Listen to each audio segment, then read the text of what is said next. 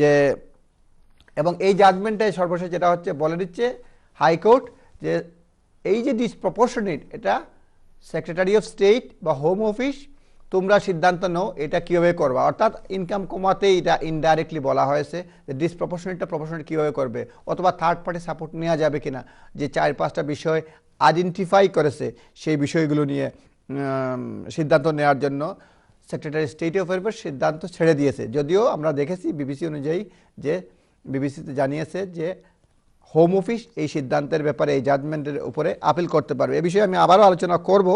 এখন আরও কয়েকটি আপডেট রয়েছে যে যারা NHS এর সুবিধা নেন ভিজিট ভিসা বা অন্যান্য ভিসায় সেই ক্ষেত্রে রেস্ট্রিকশন আরোপ করেছে হোম অফিস, এবং সেক্ষেত্রে নতুন প্রস্তাব কনসালটেশন চলছে, সেটা জুলাই থেকে আগস্ট পর্যন্ত চলবে। এবং বলা হচ্ছে যারা ভিজিট ভিসায় আসে হোম অফিস যে জন্য সরকারের খরচ পড়ে 12 মিলিয়ন থেকে 200 মিলিয়ন পাউন্ড পর্যন্ত সরকারের ঘাড়ে এইসব বিল পড়ে। সেই জন্য নতুন প্রস্তাবনা কনসালটেশন শুরু হয়েছে, এবং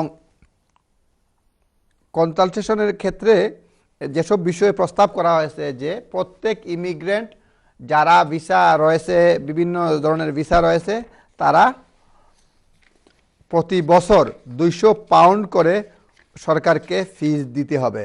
200 পাউন্ড করে সরকারকে ফিস দিতে হবে, অর্থাৎ যদি 3 বছরের হয় সেক্ষেত্রে 6 বছরের জন্য 600 পাউন্ড দিতে হবে ইমিগ্রেন্টদেরকে। এই হচ্ছে, আমি বিস্তারিত আলোচনা করব। এই হচ্ছে হেলথ বিষয়ে বা জিপির বিষয়ে বা অন্যান্য সার্ভিসের ক্ষেত্রে একটা প্রস্তাবনা আছে এবং কনসালটেশন চলছে, আপনারা এ বিষয়ে সিদ্ধান্ত নেবেন। আরেকটি আছে কঠিন অনেকের জন্য, যেটাও কনসালটেশন শুরু হয়েছে, 3রা জুলাই 2013 এবং ক্লোজ হবে 21শে আগস্ট। সেইখানে কাউকে যদি আপনি ভাড়া দেন এবং ইললিগেল অকুপেন্ট হন, ল্যান্ডলর্ডের উপরে 3,000 পাউন্ড পর্যন্ত জরিমানা হতে পারে। প্রাথমিকভাবে একটা মিনিমাম 1,000, উপরে 3,000 পাউন্ড। এখানে ক্লাসিফিকেশন রয়েছে, আপনারা আগে করেছেন কিনা। সুতরাং এখন থেকে এইসব বিষয়ে আপনারা সিদ্ধান্ত নেবেন। আমি ডিটেলস সুযোগ পেলে পরবর্তীতে আপনাদেরকে বলবো যে কি কি কারণে এটা প্রস্তাবনা শুরু হয়েছে কনসালটেশন। কোনো ইললিগেল, এর মধ্যে এক্সক্লুশনও রয়েছে, কিন্তু কোনো ইললিগেল ইমিগ্রেন্টকে যদি আপনারা ভাড়া দেন সেক্ষেত্রে ল্যান্ডলর্ডের আপ টু 3,000 পাউন্ড ফাইন কিংবা জরিমানা হতে পারে। সুতরাং খেয়াল রাখবেন কখন কি হয়। NHS এর ক্ষেত্রে যেটা সেই কনসালটেশনটা শুরু হয়েছে 3রা জুলাই এবং সেটা শেষ হবে 28শে আগস্ট 2013। আমি এ বিষয়েও আবারও আলোচনা করব, আমি যাতে সব ধরনের সবগুলি আইন আপডেট আপনাকে বলতে পারি, সেই জন্য প্রথমে বলে নিচ্ছি, তারপর একটা একটা করে আপডেট করার বা ইন ডিটেলস ডিসকাশন করার সুযোগ নেব। আরেকটি হচ্ছে 25শে জুন থেকে কোনো ফ্যামিলি ভিজিট ভিসার আপিল কমপ্লিটলি অ্যাবলিশ করা হয়েছে, অর্থাৎ ভিজিট ভিসা অ্যাপ্লাই করলে আপনারা কোনো অ্যাপিল করতে পারবেন না। সেটা already is in law, already law হিসাবে কার্যকর হয়েছে, এফেক্টেড হয়েছে। একটা সামান্য সুবিধার কথা বলি, অনেকে হয়তো জানবেন না, সেই জন্য বলতে চাই। যদি দেখা যায় যে কোনো সিরিয়াস কম্পেলিং সিচুয়েশন রয়েছে, তাহলে মেম্বার অফ পার্লামেন্ট দ্বারা এই কোনো visit visa, family member visit visa decision review করতে পারবেন, অর্থাৎ এক ধরনের অ্যাপিল রিভিউ করতে পারবেন। অর্থাৎ কোনো কম্পেলিং সার্কামস্টেন্সেস বা সিচুয়েশন থাকলে, যদি দেখা গেল কারো আব্বার অবস্থা সিরিয়াস, খুবই খারাপ, শঙ্কাজনক, আরেকবার অ্যাপ্লিকেশন করতে সময় যায়, সেক্ষেত্রে আপনার local member of parliament UK visa ইমিগ্রেশনকে যদি রিকোয়েস্ট করেন রিভিউ করার জন্য, সেক্ষেত্রে এটা রিভিউ করা হবে, অর্থাৎ পুনর্বিবেচনা করা হবে। সুতরাং এ বিষয়ে আপনারা খেয়াল রাখবেন। নর্মালি তারা কোনো ধরনের রিভিউ করবে না, কিন্তু এটাকে অ্যাপিল প্রসিজিওর মনে করে অ্যাপ্লাই করার কোনো সুযোগ নেবেন না, শুধুমাত্র একটা অপশনস।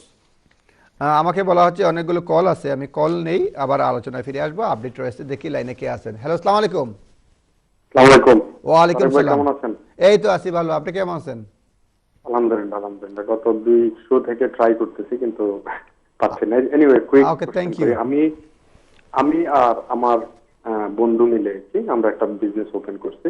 জি তো আমরা লাস্ট নভেম্বরে জি এন্টারপ্রেনারের জন্য অ্যাপ্লাই করেছি। জি তো তারা 6 মান্থস পরে অ্যাপ্লিকেশনটা রিফিউজ করেছে, প্রথম আমারটা। জি তো সেটা তারা কারণ দেখাইছে যে আমরা একটা সার্ভিস কন্ট্রাক্ট দিতে হয়, জি ওই কন্ট্রাক্টে ক্লায়েন্টের ল্যান্ডফোন নাম্বার নাই। দ্বিতীয়ত আমরা অ্যাডভার্টাইজমেন্ট দিছিলাম, জি অ্যাডভার্টাইজমেন্টে কোম্পানির নাম আছে, আমাদের নাম নাই। বুঝতে পারছি দুইটা রিজন। বুঝতে পারছি। তো পরবর্তীতে আমাকে যখন তারা রিফিউজ করে, তার আহ, পরে আমার যে পার্টনার আছে, আমার বন্ধু, ওনাকে রিফিউজ করে নাই। তো আমরা আমাদের এই ফাঁকে আমরা নিউজ পেপারে রেগুলারলি অ্যাডভার্ট দিতেছিলাম। জি তারপরে local news paper, even though আপনি যে বাংলা টাইমসে অ্যাডভার্ট দেন, আপনার পেজের পাশের পেজে আমার কোম্পানির অ্যাডভার্ট জি চলতেছিল অনেকদিন থেকে। জি তারপরে গামচিতে অ্যাডভার্টাইজমেন্ট দিতেছিলাম। এই ফাঁকে আমি আরো 4টা কন্ট্রাক্ট পাইছি, জি কোম্পানি বিজনেস অ্যাকাউন্টে টাকা আসতেছিল। বুঝতে তো পারছি। এই ফাঁকে ওরা আমার কাছে কোনো ডকুমেন্ট চায়নি। তো পরবর্তীতে আমার যে পার্টনার, ওর রিফিউজের আগে আমারটা তো প্রথম করছে, সেম আমরা এই আপডেটেড ডকুমেন্ট গুলো রেকর্ডেড ডেলিভারি দিয়ে হোম অফিসে পাঠিয়েছি। জি কিন্তু ওরা রিসিভ করছে 15 তারিখে মে, কিন্তু জি 31 তারিখে তাকে রিফিউজ করে দিতে, ওই যে আমার যেই রিফিউজাল গ্রাউন্ড জি সেম কপি করে। জি এটার মধ্যে আরেকটা ফানি থিং হলো যে আমাদের এখানে মেইনটেনেন্স ফান্ড এটা এবং ইংলিশ এখানে 10 পয়েন্ট করে ক্লেম করার জি সুযোগ আছে। ঠিক আছে ভাইয়া? হ্যালো, জি বলেন, শুনতে পাচ্ছি। হ্যাঁ, আমি আপনাকে ফলো করতেছি। জি, মেইনটেনেন্স ফান্ডে 10, ইংলিশ ল্যাঙ্গুয়েজে 10। তো আমরা যেহেতু এখান থেকে মাস্টার্স করেছি, সেহেতু আমরা এলিজেবল ক্লেম করার জন্য 10 পয়েন্ট ইংলিশে ফ্রি। জি এখানে সে আমার রিফিউজাল লেটারে মেনশন করছে যে you have claim 25 points for the maintenance fund and claim 25 points for the English point. জি আসলে এটার মধ্যে 25 এর কোনো অপশন ছিল না, কিন্তু এখানেও আমাকে 0 দিছে এবং মেইনটেনেন্সও 0, ইংলিশ পয়েন্টও 0। বুঝতে পারছি। আমার পার্টনারের মানে বন্ধু যে, ওর জি রিফিউজাল লেটার, আমাদের যে জয়েন্ট অ্যাপ্লিকেশন, ওর জি রিফিউজাল লেটারে দিচ্ছে you have claimed 25 point for the English language জি এন্ড পাশে দিচ্ছে 25 পয়েন্ট রিওয়ার্ডেড। মেইনটেনেন্সের জন্য 25 পয়েন্ট ক্লেম করা হয়েছে, দিছে 25 রিওয়ার্ডেড। জি তো জি আমার কোশ্চেন হলো ভাই, জি আমাদের এটা লিজিটিমেট বিজনেস, আমাদের লন্ডনে একটা অফিস আছে, এটার মধ্যে 3টা ডেস্ক আছে, জি জি আমার ওয়েবসাইট আছে, এভরিথিং আমি ওদেরকে প্রিন্ট করে দিই। জি এরপরে আমার প্রতি বিজনেস অ্যাকাউন্ট থেকে আমার কোম্পানির ইন্স্যুরেন্সের টাকা যাচ্ছে। এই ফাঁকে আমি 2 জন লোককে এমপ্লয় করছি, ওদের রেগুলার বেসিসে ওদেরকে ওয়েজেস দিচ্ছি, হেলথ রেভিনিউ ট্যাক্স পে করতেছি, বুঝছি। এন্ড দেন আমার ল্যান্ডলাইনের বিল যাচ্ছে। তো এত কিছু করে, যেটা লিজিটিমেট বিজনেস, এটা এন্টারপ্রেনার ভিসার জন্য বিজনেসটা খোলা হয় নাই, জি লিজিটিমেটলি আমরা বিজনেস করছি। বুঝতে পারছি। এখানে এভিডেন্সিয়াল ফ্লেক্সিবিলিটি অ্যাক্টের আন্ডারে জি আমরা যে রিকোয়ার্ড ডকুমেন্টটা ছিল সেটা জি সাবমিট করেছি। জি হয়তোবা ওদের যে ফরম্যাট, সেই ফরম্যাট অনুসারে হয় নাই, or there was a minor omission. বুঝছি। তো ইন দ্যাট কেস ও আমার কাছে কোনো কিছু না চাই আর যোগাযোগ না করে স্ট্রেট ওয়ে রিফিউজ করছে। সেকেন্ডলি, যখন তারা আমাকে অ্যাকনোলেজমেন্ট লেটার দিল, বলছে যে don't send any further documents unless case worker ask you.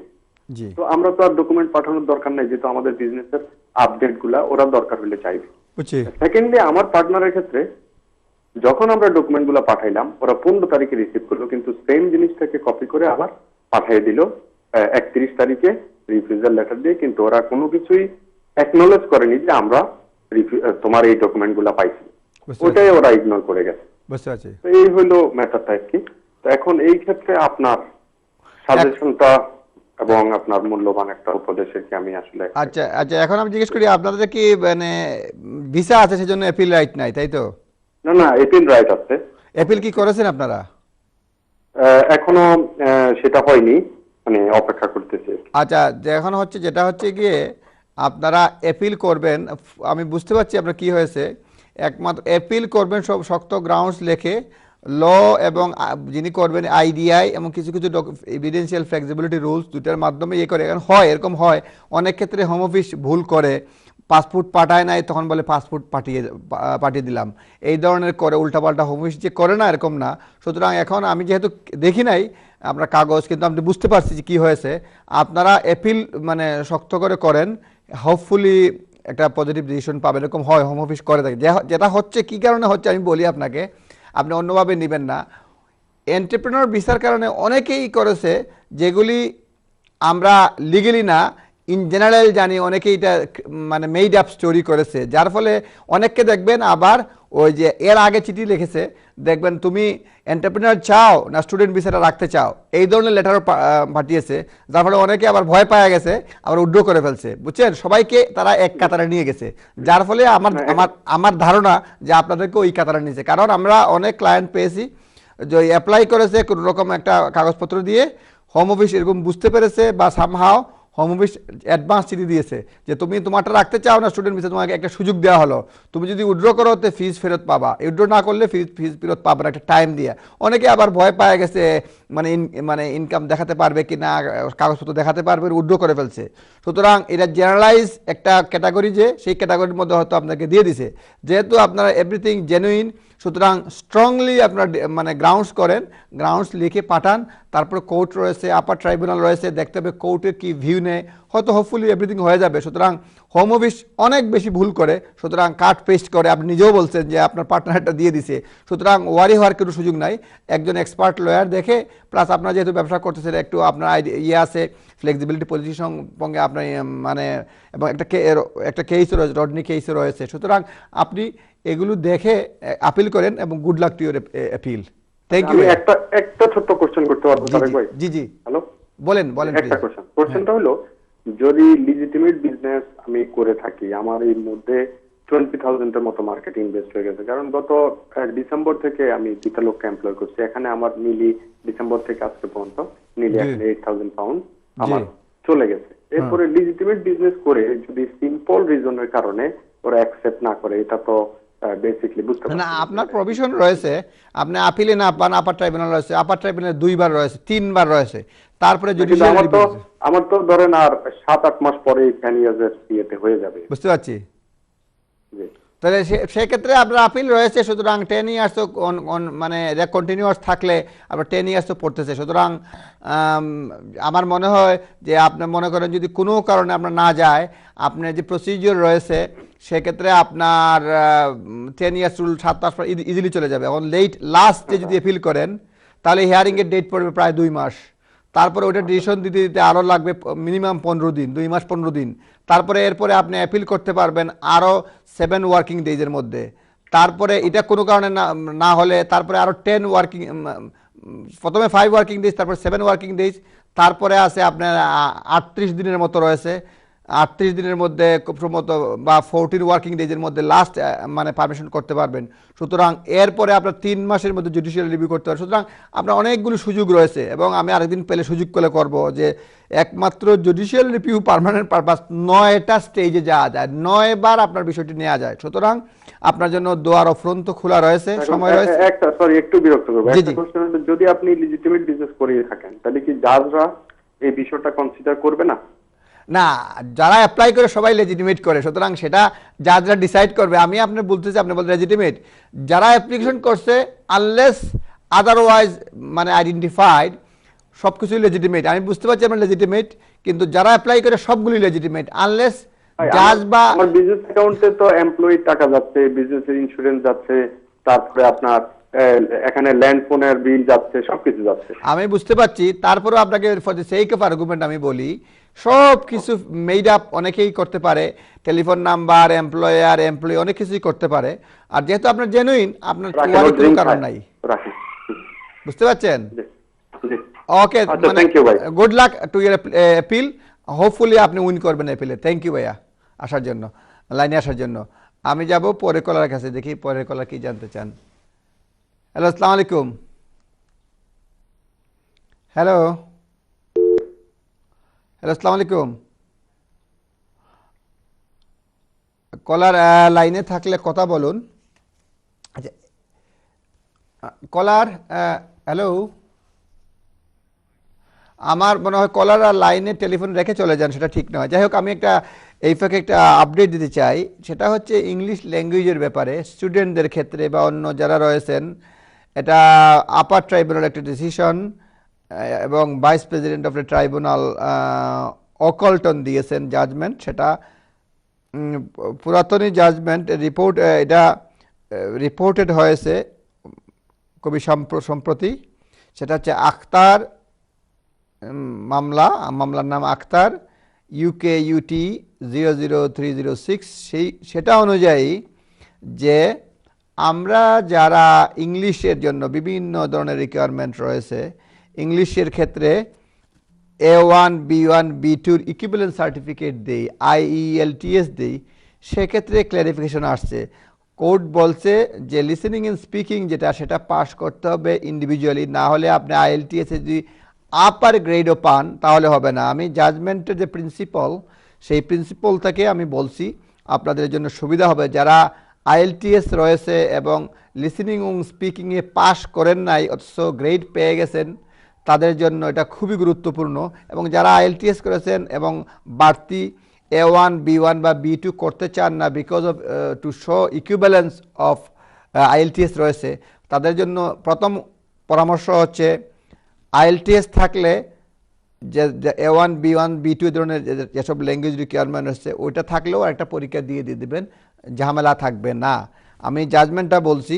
এটার ক্ষেত্রে কি হয়েছিল, একজন IELTS জমা দিয়েছিলেন কিন্তু ওভারঅল 4.5 পেয়েছেন, লিসেনিং কিংবা স্পিকিং একটাতে উনি ফেল করেছিলেন, যদিও ওভারঅল পাস করেছেন। হোম অফিস বা অ্যাপ্লিকেন্ট বলছেন যে IELTS 4.5 এটা A1 এর চেয়ে অনেক বড়, কিন্তু কোর্ট বলছে না, উনি যেহেতু স্পিকিংয়ে 3.5 পেয়েছেন একটা এলিমেন্টে 3.5 পেয়েছেন, সুতরাং এটা পাস করলে চলবে না, আবার ট্রাইব্যুনাল পর্যন্ত গেছে। আমি মামলাটির প্রিন্সিপালগুলি বলছি। Were under immigration rules it was required that as an English language requirement an individual must achieve a certain level by reference to the Common European Framework Reference CEFR. It means A1, B1, B2, etc. And the individual relies on international language, English language test system IELTS test result awarded by Cambridge ESOL. That individual must necessarily rely on the relevant UKBA guidance to succeed. সুতরাং IELTS দিলে পরে UKBA guidance অনুযায়ী গাইডেন্সটা follow করতে হবে to succeed, because rules do not state equivalence between the IELTS test result and levels of CEFR। সুতরাং immigration রুলসে এ বিষয়ে পরিষ্কার নাই, সুতরাং UKBA গাইডেন্স দেখতে হবে যেটা IELTS দিয়ে থাকেন। গাইডেন্সের বাইরে গেলেই মরছেন, বিপদ। The UKBA guidance does not attribute any mark less than level B1 to any IELTS score, and so, in particular terms, equivalence to at least B1 must be established even where level to be achieved as A1. In order to achieve particular CEFR level, it is not enough simply to look individual overall score, অর্থাৎ overall score দেখলে হবে না।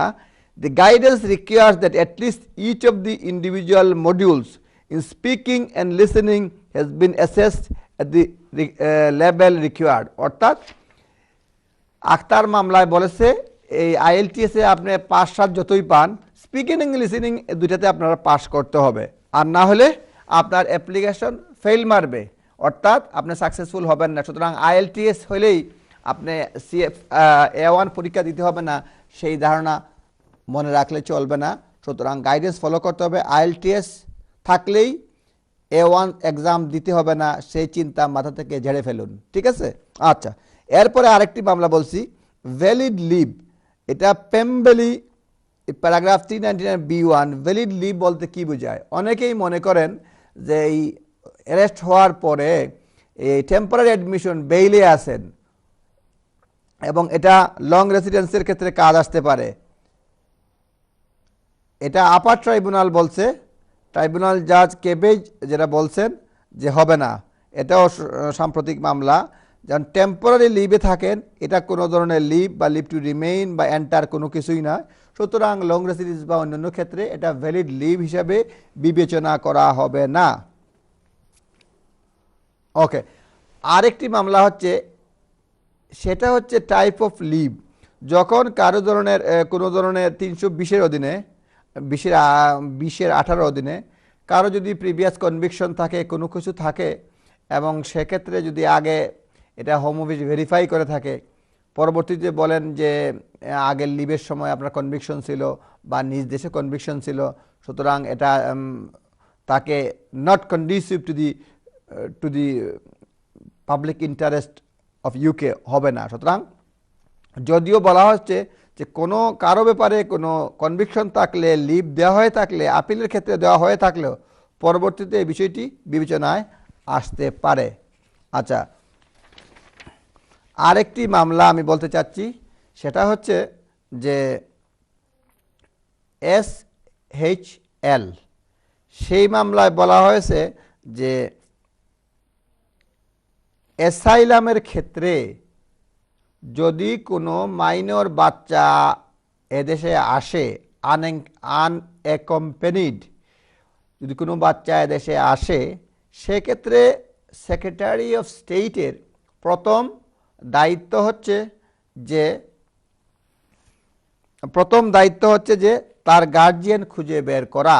যদি এই ধরনের reasonable কোনো activities secretary of state বা home secretary না দেখায়, ধরে নিতে হবে it is a failure to discharge this duty. ডিউটিটা কি হচ্ছে? Section 55 of borders, citizenship and immigration act 2009 সেটা বলছে কোনো বাচ্চা অ্যাপ্লাই করলে secretary of state, tribunal, home office, যত অথরিটি রয়েছে সবার দায়িত্ব হচ্ছে to look after the best interest of the child. সেক্ষেত্রে বলা হয়েছে, হোম অফিস এই মামলায় বলছে, SHL মামলায় বলছে যে সেক্রেটারি অফ স্টেটের প্রথম দায়িত্ব, আমি বলছি যে ল্যাঙ্গুয়েজে বলছে, যে প্রিন্সিপালটা এস্টাবলিশ হয়েছে এই মামলায়, যে Regulation 6(1) of the Asylum Seekers Reception Conditions, Regulation 2005 imposes on the Secretary of State a duty to endeavor to trace the members of minor asylum applicants' family as soon as possible following submission of asylum claim. Asylum claim. Okay. A failure to discharge this duty may, depending on the facts found, give rise to breach of Secretary of State's duty under Section 55 of the Borders and Citizenship and Immigration Act 2009, as it may render the decision maker unable to assess the best interest of the child claimant, এবং ধরে নেওয়া হবে secretary of state বাচ্চার best interest এটা দেখা হয় নাই। সুতরাং এই বিষয়টি আপনারা খেয়াল রাখবেন, যখন আন্ডার এজ কোনো বাচ্চা অ্যাসাইলাম ক্লেম করে এবং অ্যাসাইলাম মঞ্জুর না করে, সেক্রেটারি অফ স্টেট এই বাচ্চার মা বাপের খোঁজখবর নিয়েছেন কিনা, কোথায় আছে না আছে, কোথায় থাকতে পারবে, এই বিষয়গুলো আপনারা দেখতে পারবেন। এবং এই মামলাটির নাম হচ্ছে SHS trafficking obligation, tracing obligation মামলা। ট্রেসিং মানে ট্রেস করতে হবে বাচ্চার ফাদার মাদারকে। কেউ যদি এখানে বাচ্চা আনঅ্যাকম্পানিড বাচ্চা মাইনর অ্যাসাইলাম ক্লেম করে থাকে। এই হচ্ছে আপডেট। তারপরে আমি পরবর্তী সেগমেন্টে আবারও 18,600 যে মামলা, সেই মামলাটির আপডেট নিয়ে আলোচনা করব। মামলাটি হচ্ছে MM and আদার্স। দর্শক মণ্ডলী, এই পর্বে এই মুহূর্তে আমাদেরকে বিরতিতে যেতে হচ্ছে। বিরতির পর আবার ফিরে আসবো, আপনারা আমাদের সঙ্গেই থাকুন।